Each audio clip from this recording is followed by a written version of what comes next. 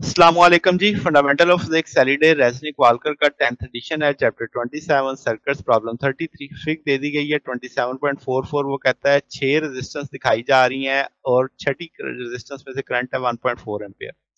R1 R2 R3 की resistance 2 ओम है, R4 16 ओम है, R5 8 ओम है, R6 4 ओम है। मैंने वो सारी वैल्यूज लिख दी। ईएमएफ मांग रहा है तो हम एक तरह से रिवर्स इंजीनियरिंग करेंगे।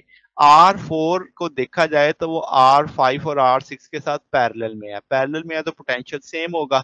इसका मतलब जितनी वोल्टेज R4 ले रहा होगा उतनी वोल्टेज R5 और R6 मिलके ले रहे होंगे। तो हम कह सकते हैं कि भी V4 बराबर है करंट जो दोनों में चूंकि सीरीज है, जो करंट I6 इसमें से होगा वही I5 में से होगा।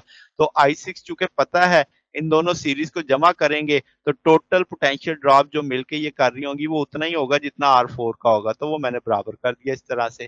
तो V4 बराबर आ जाएगा I6 R5 R6 के। तो ये 16.8 वोल्ट खा रहा होगा। तो इसका मतलब R4 पे 16.4 वोल्ट है।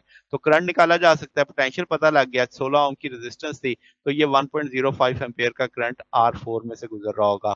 तो इसका मतलब जरा सोचा जाए तो जंक्शन रूल के पॉइंट से देखा जाए R2 को, तो R2 से जो करंट चला I2 वो किस किस के पास गया, वो R4 के पास गया, उसमें से कुछ हिस्सा I6 के पास गया। तो अब हमें I6 वाला करंट भी पता है, I4 वाला भी पता है। तो मिला के टोटल करंट कितना हो गया 2.45। ये 2.45 किस में से गुजरा था, किसका असल में से ओरिजिनल था, R2 का। तो R2 का करंट पता लग गया। जब R2 का करंट पता लग गया, रेजिस्टेंस पता है, तो R2 ने कितना लॉस किया वो भी पता लग जाएगा, 4.90 वोल्ट आ जाएगा। तो इसका मतलब अगर आप R3 और R2 को देखो आप एक तरह से, तो वो अब आप कह सकते हैं कि वो पैरेलल कॉम्बिनेशन में है। तो जो पोटेंशियल ड्रॉप R3 ने खाना है वो मिलके किसने खाना था, R2 और R4 ने। तो हम उसी तरीके से उसका निकाल लेंगे क्योंकि R4 का पोटेंशियल भी पता है, R2 का भी पता है। तो ये आपके पास 21.7 वोल्ट आ जाएगा जो दोनों ने मिलके खाया।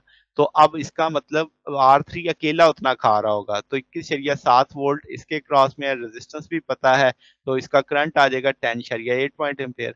अब यहां से जो करंट आया वो ही करंट आपका R1 में से एक तरह से पास कर रहा है। तो हम कह सकते हैं I1 बराबर है I2 प्लस I3, क्योंकि यहाँ से आने वाला करंट R3 के पास भी जाना है, R2 के पास भी जाना है। अब हमें R2 का करंट भी पता है, R3 का करंट भी पता है, तो वो मिलके टोटल आ जाएगा 13.3 एम्पेयर।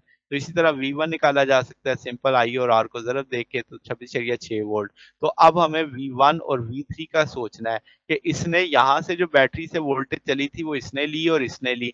तो दोनों का वोल्टेज हमें पता है, तो हम कह सकते हैं कि भाई वो आपके पास 48.3 वोल्ट बनेगा टोटल। तो ये हमारे पास सोल्यूशन है जनाब। अगर आपको इसमें कोई बात पूछनी हो, डाउट हो, नीचे कमेंट्स में पूछ सकते हैं। वीडियो अच्छी लगी हो तो वीडियो को लाइक कीजिएगा, दोस्तों के साथ शेयर कीजिएगा, चैनल को सब्सक्राइब कर दीजिएगा। अब तक के लिए इतना ही, बकिया इंशाल्लाह नेक्स्ट देखेंगे। ओके, अल्लाह हाफिज।